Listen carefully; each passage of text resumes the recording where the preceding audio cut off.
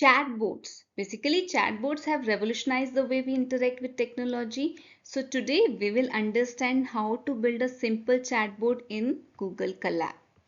So this is the code which we shall use. So if we understand this code better, imagine you are on a deserted island with no one to talk to and you're feeling a little lonely. You remember your programming skills and decide to build a friend that is a chatbot. So you grab your laptop and start coding in Google Colab. So first you will install a library which is called NLTK, which is a toolkit for working with human language data to help you build your chatbot. Then you import two modules, that is chat for creating your chatbots and reflections for some common conversational patterns.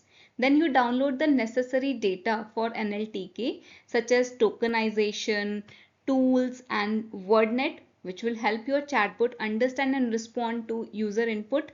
Then you define some set of rules for your chatbot, and these rules consist of patterns which are usually regular expressions and responses. For example, when the user say hi or hello, the chatbot will respond with hello or hi there.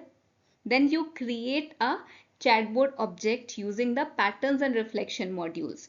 Now it's a time to start the conversation. So where the chatbot will greet you with a friendly message, you type your first message and the chatbot matches it to one of the defined pattern and respond with random response from the list. And this conversational will continue as you type and the chatbot matches your input to the predefined patterns and responds accordingly.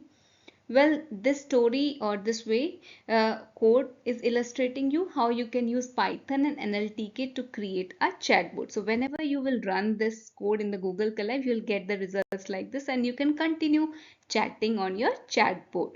So that's all for today. Thank you.